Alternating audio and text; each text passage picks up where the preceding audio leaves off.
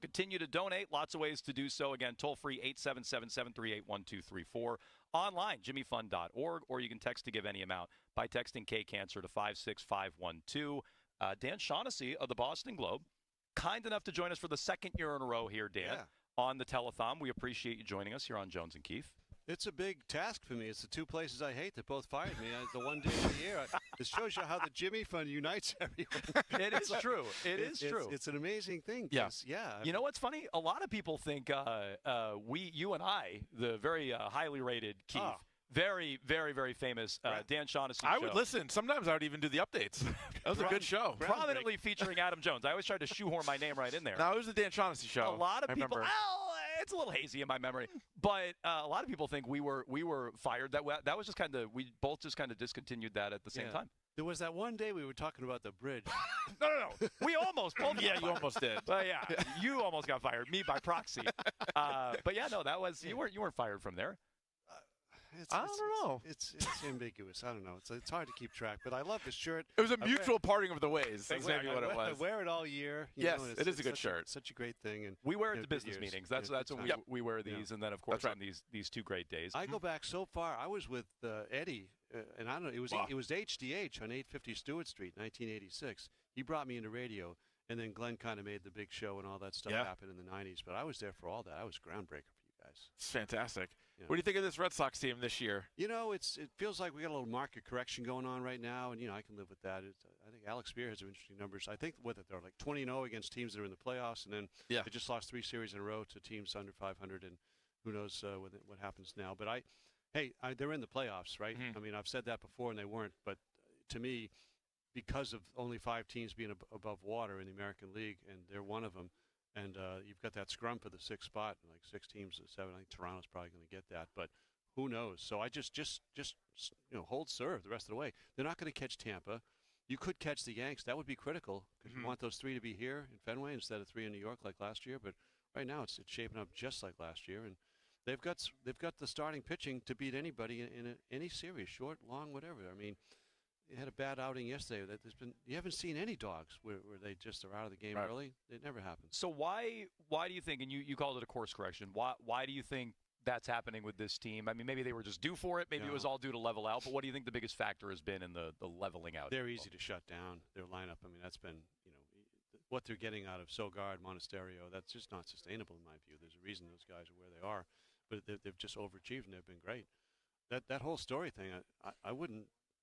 Take your time, Trevor. I mean, really, until this kid plays himself out of it, and people might say, well, now they're starting to show that. I don't know, but it's just been they've had the vibe, and with that, it's how they ended up 14 under with that pitching is as hard to explain as what's when they won 32-5, because really the pitching never really let them down in that lineup. What do you think of Craig Breslow's in-season moves just from a couple weeks back? We gotta start giving more props to him. I mean, Jones has been all Team Breslow this whole time. He's been hyping him up, and obviously I did waver. I did. Well, there was a time where I think everybody did. Wavered, but it was tough. I'm with you. He's made a lot of good baseball moves. Yeah, we all tried to fire him when it got really, really bad there, for sure. But now you go back in the whole Chaim Bloom thing with the Contreras and with Sonny Gray. And then you can go down the line and go back to last year with Chapman. A lot of good there. At the deadline, I'm all for it. I know Rushman's not hitting. I think he helped Sonny Gray the other night with a shutout. I think you're going to see more of that. But I think he will hit. And I was okay with that. I'm always in favor.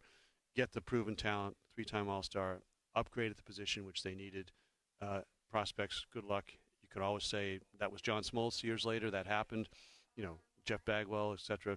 The Bagwell thing was for Larry Anderson for 15 games, so that's a little different. This is a 3-time All-Star catcher, and you're getting a proven major leaguer. So I love that deal. I'm always seeing the local team try to get better at the break, especially to reward 32-5. Let's reward that. You mentioned he's not hitting, and maybe he will. I mean, there's a long track record that he will. There was an element of him coming back quickly in the trade. The Red Sox had to throw in an extra player to be named later.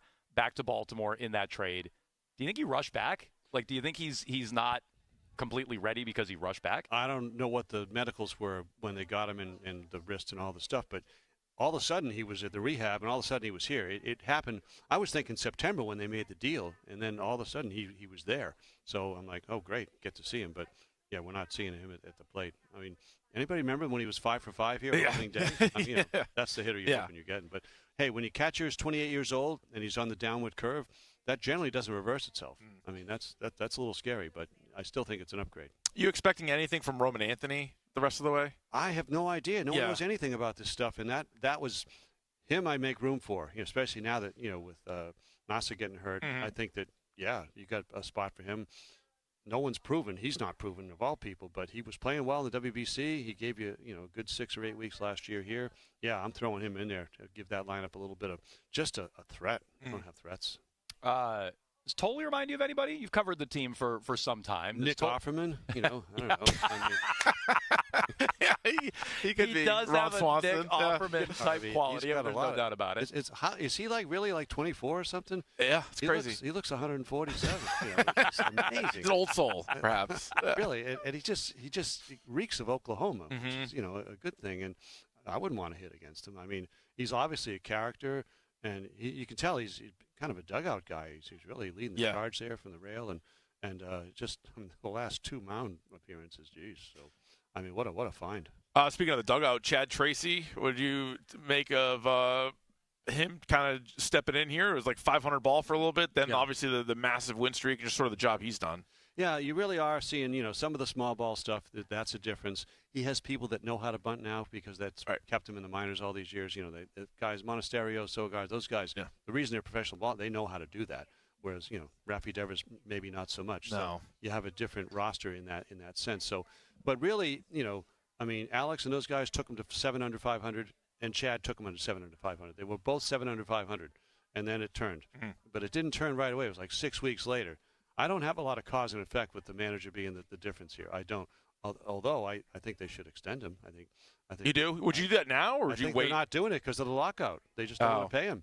I mean, I can't think of any other reason. Joe Morgan, that interim was wiped out. He won 19 out of 20, and they said, see you later. It's changing sports. Missoula was wiped out in the middle of his season a few years ago. I think it's been enough, unless they got some whopper guy we haven't thought of, Earl Weaver coming back to manage for him. I don't know who's out there. Well, because you mentioned the lockout, how worried are you that the whole season might be gone? I don't know. That happened in hockey, so we never say never, but I don't think – I think it'll get fixed. But I feel like it's going to really be a – Will there be a salary cap? There's no way the players are going to agree to a salary cap. Yeah, you're out of that. I don't know. It's you can make a case for either, and they're all going to be making their cases. The whole Dodger World Series thing is going to be a referendum on it. It's just going to nonstop. Yeah. Like, no fun at all. It's like listening to WNBA talk. Hey, come on. Well, some of that conversation is fun, but we don't need to go there. What's your take on Gonzalez? Witherspoon got his deal over the weekend. Robert Kraft said they've given him this big, giant offer. Yeah. Where do you think things stand? Rap Sheet had kind of an ambiguous report today where he's like, if they give him a deal, I expect it to be the biggest, which is not helpful whatsoever. Yeah. So what's your take on where that's heading? I'm distant on that. I'm not close to it. I like you guys read the stuff, and I don't know, but I just hope that they're not going to demonize their own player. And I thought the Kraft salvo at the beginning starts to do that.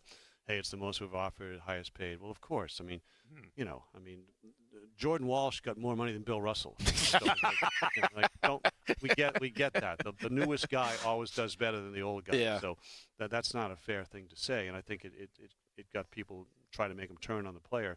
I can't tell who's is he hurt now or is he sitting out? Does anyone know? I don't know. Do you guys know? I think he's sitting out, maybe but that's my felt guess. a little something, decided to sit out, but I think it's all related to the contract. Yeah. Well, there's a lot of history in this area, so it's going to be really obviously the league values that position, and the Patriots are always looking for a deal, so it's going to be interesting. Who do you think goes further in the playoffs next year, Tatum and the Celtics or Brown and the Sixers? It's going to be the greatest NBA regular season I can ever remember. Cause every night's a referendum on what they did. Right. The whole because LeBron's not in Philly if they don't trade Brown there for nothing. So you got starts there, and you got New York, Boston, Philly. Are you kidding me? Who used to care about the Atlantic Division standing? I care now. It's going to be great, and I can't get enough of that.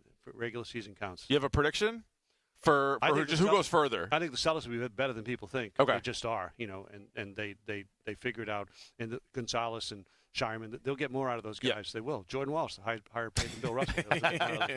So they'll be better than you think. Yeah. And the Philly thing it's boom or bust. It's rife with all kinds of pitfalls. Definitely. But the starting five is just it's a freak show. It's great. You mentioned you've been a part of this for a long time, radio, the telethon, all of it. How have you seen all of this change? Response to treatment, more positive diagnoses, things like this. How have you seen it shift over your time? Well, what are we talking about? Just in your run here with the telethon and being involved, some of the advancements. We're talking about the real serious stuff here, Jimmy Fund. I mean, again, we were a parent family in 1993, and we were very fortunate. My daughter Kate is bringing her third son to his first game tonight. And we're lucky. And I have them in my pocket here, the names of the children that weren't as lucky and the families that weren't as lucky as us, and that's why we're here. So there's still we're not curing everybody yet. There's still a lot of invasiveness and torture for these young patients, and you still have this enormous support system at the Dana-Farber Jimmy Fund where if this happens to you, if you're unlucky enough for this to happen to you, this is where you want to be. They come from all over the world. That's the reason. It's the whole village over there. They take care of every facet of the family's needs when this happens, and it's just you can't send the money fast enough. Please keep doing it. Okay. Ways to do it. Toll free 877-738-1234. Online, jimmyfund.org.